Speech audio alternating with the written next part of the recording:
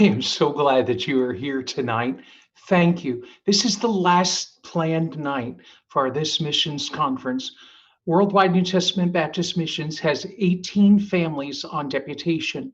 14 of those families have been able over the last few weeks to share with you what God is doing. And you've supported this meeting. You've been here. Many of you haven't missed a night. And I say thank you. From the bottom of my heart, I so appreciate people who have a passion for missions. That's why we did this conference. When I thought about it, and I thought, what could we do during COVID-19 to keep missions alive? I speak in a lot of missions conferences every spring, and I knew I wasn't going to be speaking anywhere. And our missionaries, dozens and dozens of meetings had canceled, and I knew they'd be home, and I knew they'd be willing. And many of them were willing, and many of them helped us with this. And I'm so excited. I know you don't want us to stop. Truth be told, I don't want to stop either. So stay tuned in the days ahead to see what we have planned, because we do have something planned. Many of you have sent me messages and told me how the conference blessed you. And tonight, this last live stream, I reserved it for tonight. I wanted to end the conference on this presentation, because this presentation is not so much about a person, although the person is in it.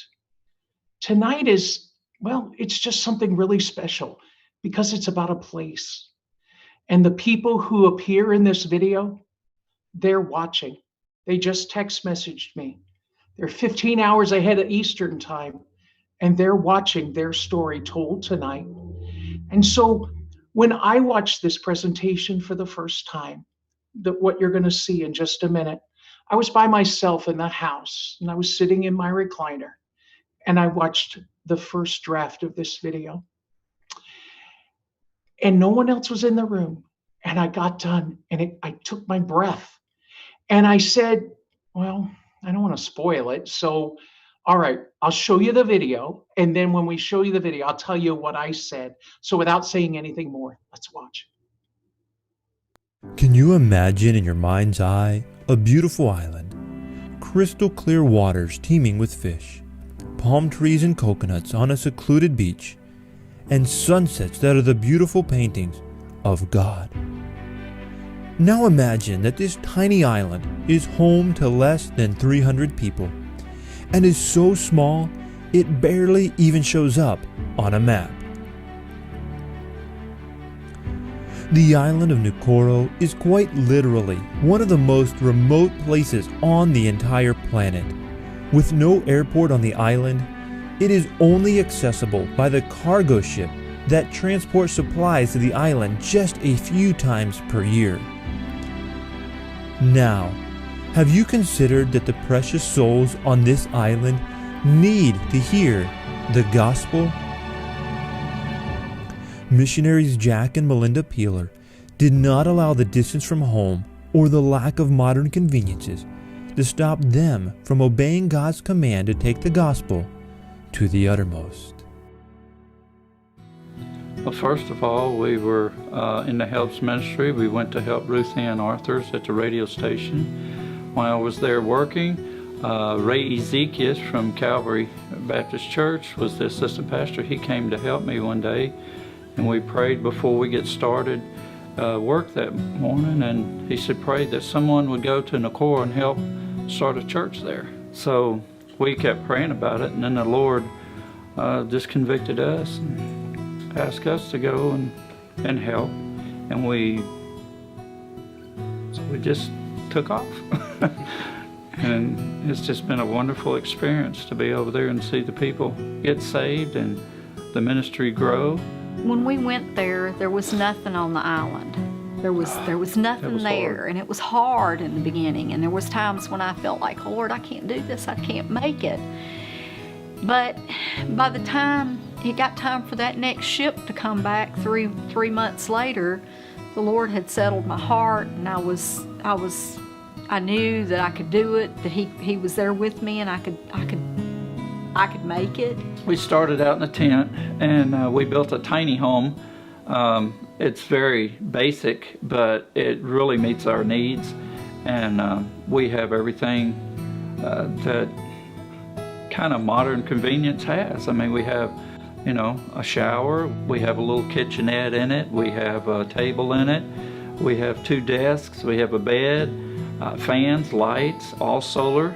So it's a little off-grid, but it's very comfortable.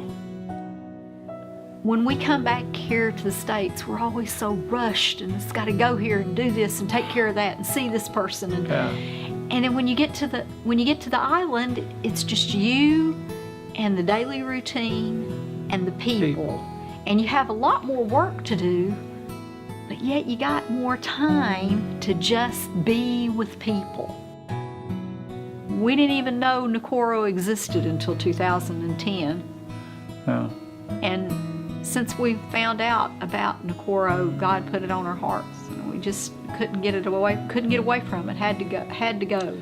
And here we're back in the States. Wanting to go back. Wanting to go back. Wanting to get back. A nice house with air conditioning, a grocery store down the road, but yet we're wanting to go back so bad. We're chawing at the bit. At the time we were there's 233 people, and 41 have accepted Christ as their Savior. And we've started Bible studies. We've started a Wednesday night service and Sunday services, a kids club. We do an evening service on Tuesday. We want to get back and do a men's Bible study and teen Bible study. We have a local NAS that we're having our services on Sunday on our island, which when we first started out it was a tarp, and now it's more substantial, and the people see it as their church building. I'm encouraged by the ladies' Bible study that we have on Thursday afternoons. We have a ladies' Bible study. We've got a few ladies that are becoming very faithful, and they drink it in. They want to know more about the Lord, and so we're just excited to see that door open up. I enjoy teaching the ladies, and they enjoy learning. They're just so open, and they're excited that somebody's over there willing to show them the truth, and it's just amazing. It's so amazing because we were in this helps ministry and we would go and build things, but as far as working one-on-one with people, yeah, we didn't have that experience, that joy.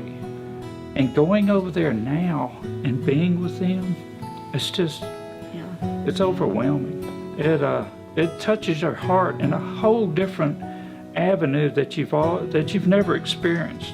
It's hard to imagine, but here you've got this little tiny speck of land out in the middle of the Pacific Ocean. 1 square mile of land. If you take all the little islets and push them together, it's just 1 square mile of land. Just over 230 people or so living on there. And yet God's concerned about that one little speck. Those people are important. They're just as important as the people here in the United States.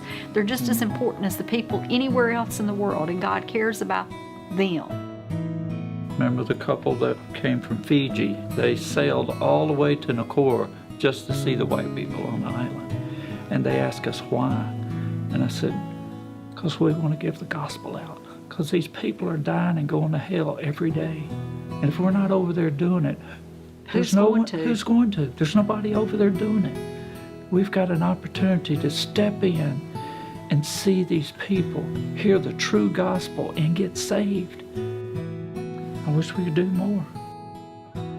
Our idea when we went there was to build something that would live on after us. We don't want the church to cease to be once we're not there anymore. We want this ministry to go on and a church to be established that would be indigenous, and that someday there would be a Nakoran man that would be the pastor. So 30 years from now, we'll all be gone, and we want somebody else to be there that can carry on the work. 30 years, I'm not living 30 more years. But we need somebody to help us take it to the next level. And that's why we're making this video, because we don't know what else to do. except to pray and let God, let Him touch somebody's heart out there and give them the joy of Nakora. What a blessing.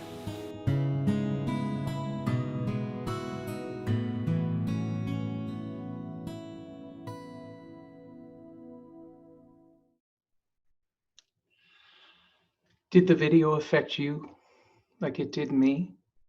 I just watched it again.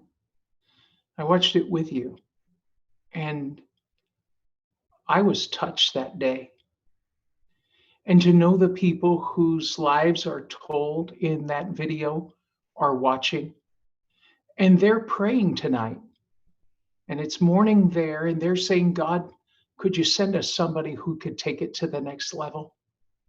I promise to tell you what I said. I watched that video. I leaned forward in my recliner and I said, what am I doing here? And in my heart of hearts, I know what I'm doing here. I know thing. Let me advance the cause of the Great Commission today. But I saw that and I thought I could do that. I don't have the skills of a Jack Peeler. I don't. I don't have the heartbeat of a Melinda Peeler. But I thought I could do something. When they said God cares about the tiny speck of land as much as He cares about America or the nation from which you're watching tonight. And then I saw that little boy. I don't know why he held his fingers up like this. I saw that little fella and it made me think God does care about tiny specks and big places and places where there's 300 people and places where there are 300 million people. I know what I'm doing here, but I still ask myself the question. And I imagine in your heart tonight, you asked yourself the same question. Am I the one who's supposed to take it to the next level? One of the peelers said, it touches your heart in a whole other avenue. Some of you might have smiled when you saw the modern conveniences of an RV shower head and said, we've got it great here. You say, I could never do that. But boy, if you knew God called you to a place, you know you could do that. You know that this is exactly what God would have you to do. You say, well, that's like camping.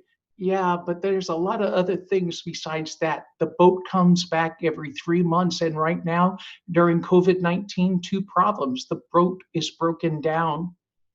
And 2, they're not allowing travel. There are school kids that are trying to get back to their home island. School is shut down until 2021 there. And I realize God does care about places like this. There are places like Nakoro all over the world, places God knows about. Places like Colton Lee, who told us last night about, to say, I'll go find the places and come back and tell you. And then there are people like the peelers who'll say, I'll go live in that place, but they're needing someone else to go. And I want you to think beyond Nakoro for just a moment and think about places where they need a missionary. And I want you to seriously consider, what does God want you to do? Those are haunting words. We need someone who can take it to the next level. I laughed each time I saw Melinda tell Jack, 30 years. Jack said, I don't think I have 30 years. If you want to know who the peelers are like, they're just like you saw them in the video. They're just real people. I remember when Brother Peeler, I met him the first time. He came and talked to me and he just said, I just want to help. And not to belabor a point, but he just said, I don't have a lot of skills. I don't want to be a preacher. I don't want to preach. I just want to go help. And then I remembered when he called me back years later and said, I want to preach. And he came back and he got ordained and he got to be used in the gospel ministry this way. And now he's there. He's here. He's in Pohnpei now, but he's wanting to get back, and COVID-19 has just shut down so much. But what did you say? If you're brave enough, put that in the comments. What did you say? What did your kids say when you saw that?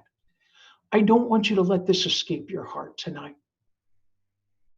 You say, well, Brother O'Malley, I'm overwhelmed. I want you to know, so am I. I watched this again this evening and my heart was still moved. I know what I'm doing here, but do you know what you're doing here? And why you're not somewhere being used for the cause of the gospel? But I told you there was a second thing I wanted to talk to you about tonight. It's not just someone going to that field or someone dealing with the very fact that God is calling them. And tonight, God made it so clear to you. But how does a missionary even get a video like this? I mean, it's not like you can pick up the phone and dial 1-800 missionary video. You can't Google this and say, show me a cool video. You say, hey, Siri, show me this. And now I just probably triggered your Siri, but nonetheless, but you can't just say, hey, get me this video. And you can't go to a Hollywood producer and say, could you put my ministry inside of your lens and tell my story? You can't hire a secular firm and say, come see my harvest field and help me tell my churches about the work God's called me to do for him. You can't just say to them, could you bring your lens to my harvest and let you see what God is doing? No. The video you saw last night with Colton and Melody, the video you saw tonight, how it skillfully brought the mission field to us. Videos like this bring missions into focus. Videos like this are like the lens of a harvest. And my thought is, you probably didn't know about Nakoro either. Maybe you didn't even know there was a place called Micronesia. But have you ever thought, who makes videos like this? Who helps tell the stories like the Peelers? I want to introduce you to someone. He's actually the man who did make those videos, the one you saw last night and the one you saw tonight. May I introduce to you the man who is behind the lens of the camera, and his name is Nathan Fry. Nathan, welcome to the Online Missions Conference. Thank you, Brother O'Malley.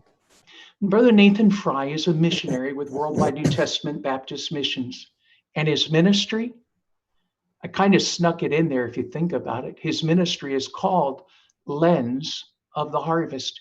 He made that video. Brother Fry, thank you for making the video. Thank you for telling us the Peeler story.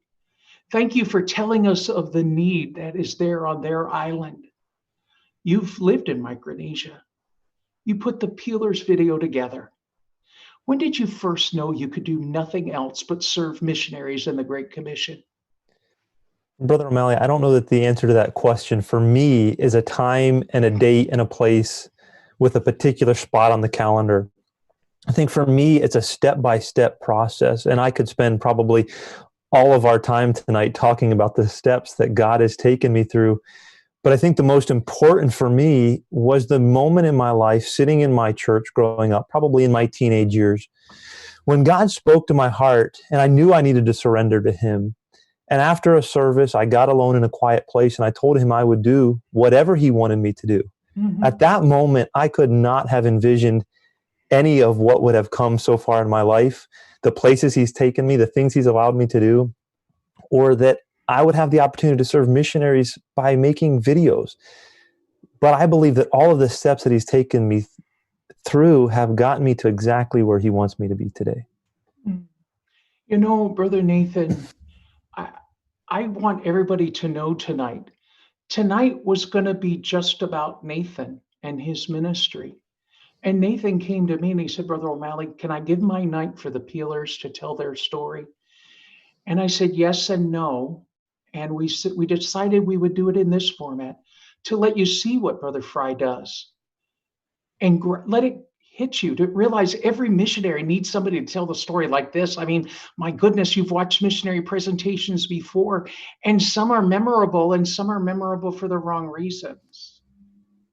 And Brother Nathan Fry is committed to telling the story of what missionaries are doing. What about the Peelers ministry and their video? What is it that inspires you, their message, Nathan? What is it? I think that the Peelers video is a special video. And even in the process of creating it, I didn't realize how special it was until I started getting feedback like yours of how it made you feel. And the truth is, in editing the video, I felt the same way. I had to ask myself the same hard questions. And what it's done for me is it's really inspired me to make every video with everything that I have to tell that same story, to have people ask those hard questions. Is God calling me? Should I go? Is this a ministry that I can help with? And, I have to say that no amount of fancy editing could portray the Peelers' heart the way the Peelers portrayed their own heart. And their heart and their passion for what God has called them to do inspires me. And like I said, one of my goals, honestly, one of the things that inspires me is that, I just dream of the day that some young man or some young woman will approach me and say, Nathan, God called me to the mission field after watching one of your videos. And, this opportunity tonight to show the Peelers video in front of this online audience, I just, it's my hope and my prayer that maybe that night is tonight, that maybe somebody is watching that will be the first one that will say, God's called me after watching one of your videos. And that really excites me. Oh, me too. That's why I show up every night, hoping, praying that somebody out there will watch and say, it was on the whatever night of the online missions conference. We had nothing else to do. We'd seen every rerun of Andy Griffith. We'd watched all the reruns of everything that we could possibly think of. And we just gave 30 minutes a night to the online missions conference. And God touched me that night. And the night I saw the Peelers video was the night I knew God wanted me to do this. I know I didn't ask you for questions tonight, but if you have questions, you can put them in the comments, and we're going to do everything we can to get to them. But the comments that you all are putting in, Ann Jackson said, Brother John O'Malley, I'm asking God what he wants me to do. Dr. Bill Wingard says this is just precious, and special commendations to the Peelers as they bring the gospel, the good news to the islands. And folks out in Ponape are watching right now, besides the Peelers, and I shout out to the Veracruz family for watching as well. Nathan, you have friends all over the world that you've made. What are some of the special memories that God's given you as you are a missionary who uses your lens to tell the story of the harvest? Tell me about a special place to which you've been that just stands out to you, that I took my lens here and God did this. The first thing that pops to mind is probably not a warm, cuddly feeling story. But earlier in this conference, we heard from Brother Joshua Rhodes, who formerly served in Guyana, and we were privileged to go there. And, we were there at a time that for Brother Rhodes was very difficult. And we were able to experience some of that alongside of him and see some of what his family was going through.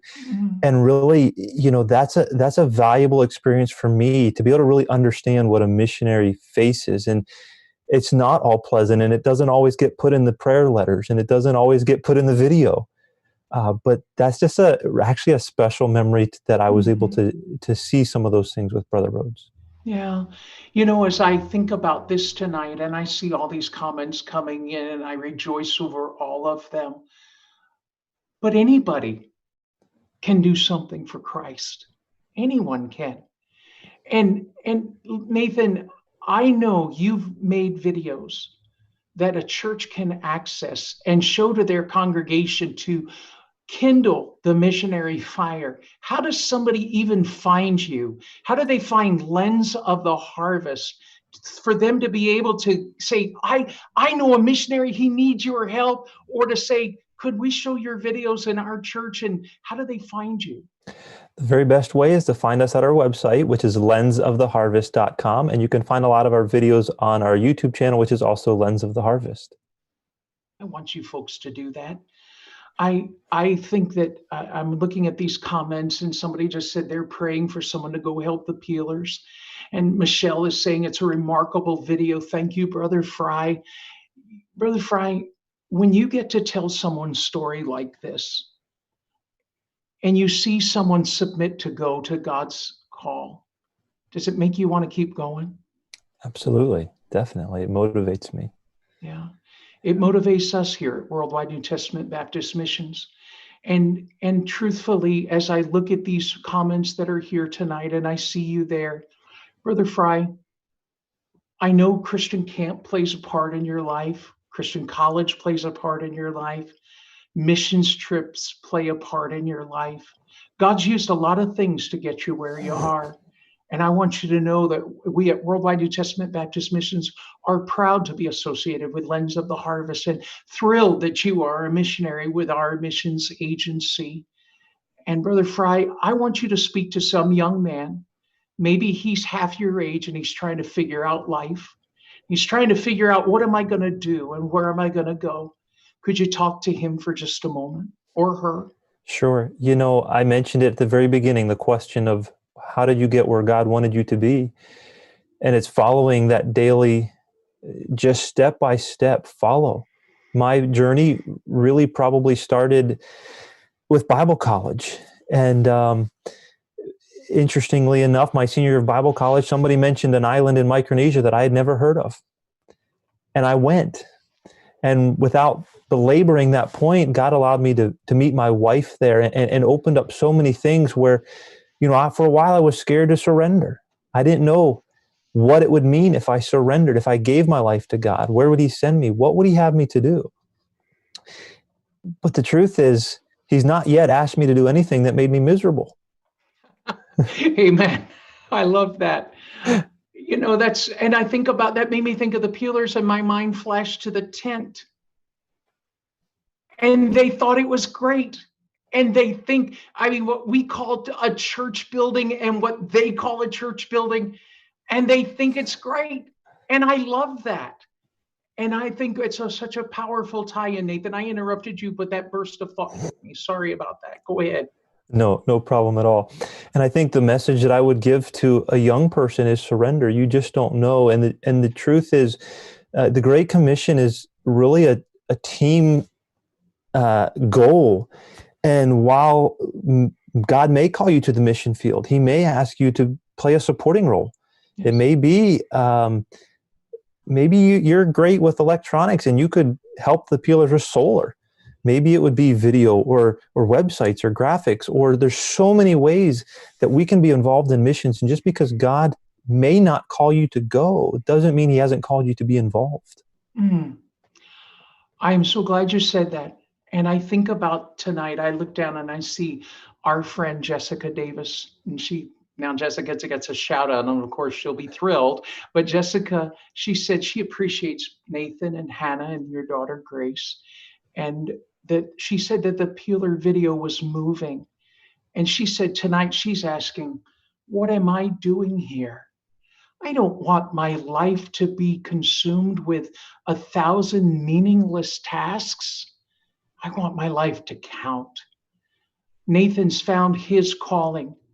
It's to take and capture with a lens the harvest field. The harvest is ripe. It's white unto harvest. It's ready. We lack laborers, and the sole answer for the lack of laborers is prayer. Nathan Fry, thank you for telling us the story. I encourage you to share the news about Lens of the Harvest everywhere you go, and answer this question tonight. What am I doing here? Thank you, Nathan, for being with us. And tonight, I want you to think about this with me tonight. What are you doing? This missions conference hasn't been about money. It's been about your heart. This missions conference isn't about trying to stir a guilt trip to make you give more. This is about God is doing stuff around the world, and you ought to be involved in what he's doing. You ought to be where he is working, and you ought to be on fire for your missions program at your church. You ought to be praying. You ought to be giving at your church. And you ought to be involved in the work that God's called you to do. I leaned forward in my chair that day and I said, what am I doing here? And tonight I leave you with that question.